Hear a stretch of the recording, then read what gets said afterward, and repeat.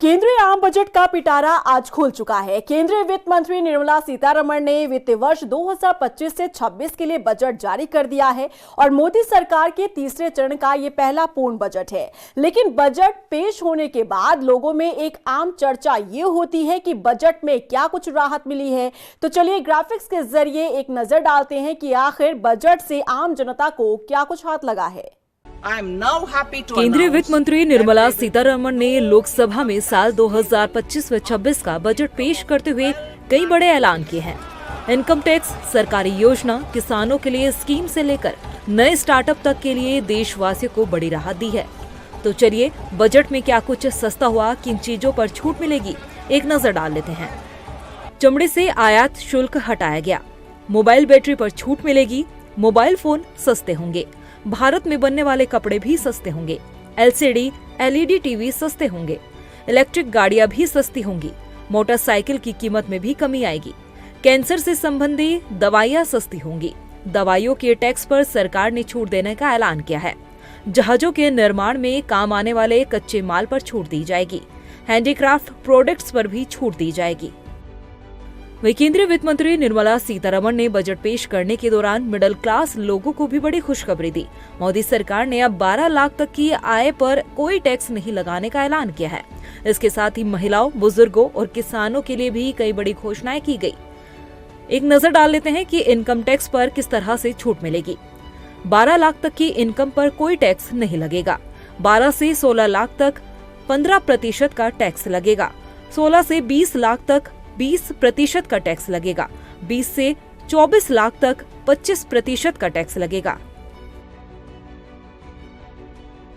अब ये भी एक नजर डाल लेते हैं कि महिलाओं के लिए कौन कौन से ऐलान किए गए हैं। SC/ST की MSME महिला उद्यमियों के लिए विशेष लोन की योजना का ऐलान किया गया है। पहली बार उद्यमी बनने वाली महिलाओं को 2 करोड़ का टर्म लोन मिलेगा। वहीं बुजुर्गों के लिए क्या कुछ ऐलान किया गया है, इस पर भी एक नजर डालते हैं। सीनियर सिटीजन्स के लिए टैक्स छूट दोगुनी की गई है। 50,000 से बढ़ाकर 1 लाख रुपए कर दी गई। 36 जीवन रक्षक दवाएं पूरी तरह से टैक्स फ्री कर दी गई हैं। देश में 200 डे केयर सेंटर बनाए जाएंगे। मेडिकल उपकरण और कैंसर की दवाएं सस्ती होंगी। किसानों के लिए भी कई ऐलान किए गए हैं। एक नजर ग्राफिक्स के जरिए डालते हैं। किसान क्रेडिट कार्ड की लिमिट 3 लाख से बढ़ाकर 5 लाख रुपए कर दी गई। देश में PM धन धान्य कृषि योजना शुरू होगी। 100 जिलों को इसका लाभ मिलेगा। डेयरी और मछली पालन के लिए 5 लाख रुपए तक का लोन मिलेगा। अंडमान निकोबार और गहरे समुद्र में मछली पकड़ने को बढ़ावा मिलेगा। बिहार के किसानों की मदद के लिए मखाना बोर्ड का गठन होगा। दालों में आत्मनिर्भरता हासिल करने के लिए 6 साल का मिशन होगा। युवाओं के लिए इस बजट में क्या कुछ ऐलान किया गया है, आइए इस पर भी एक नजर डालते हैं। मेडिकल सीटें अगले 5 साल में 75,000 सीटें बढ़ेंगी। स्टार्टअप के लिए 10,000 करोड़ रुपए का फंड बनेगा। 500 करोड़ रुपए से 3 AI artificial intelligence excellence centre बनेंगे। 23 IIT में 6,500 सीटें बढ़ाई जाएंगी। मेडिकल कॉलेजों में 10,000 सीटें बढ़ेंगी। PM रिसर्च फेलोशिप के तहत 10,000 नई फेलोशिप दी जाएगी। देश में ज्ञान भारत मिशन शुरू होगा। 1 करोड़ मैन्युस्क्रिप्ट का डिजिटलाइजेशन होगा। Make in India, make for world को बढ़ावा मिलेगा। स्किल बढ़ाने के लिए 5 राष्ट्रीय स्तर के सेंटर बनाए जाएंगे। सभी सरकारी माध्यमिक विद्यालयों और प्राथमिक स्वास्थ्य केंद्रों को ब्रॉडबैंड कनेक्टिविटी दी जाएगी। वहीं व्यापारियों के लिए क्या कुछ ऐलान किया गया है, इस पर भी एक नजर डालते हैं।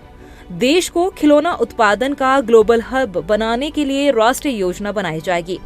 MSME के लिए लोन गारंटी लिमिटेड 5 करोड़ से बढ़ाकर 10 करोड़ होगी। सोशल वेलफेयर सरचार्ज हटाने का प्रस्ताव होगा। नई लेदर स्कीम से 22 लाख लोगों को रोजगार मिलेगा। शहरी स्ट्रीट वेंडर्स के लिए PM स्वनिधि स्कीम की लोन लिमिट बढ़कर 30,000 रुपए होगी।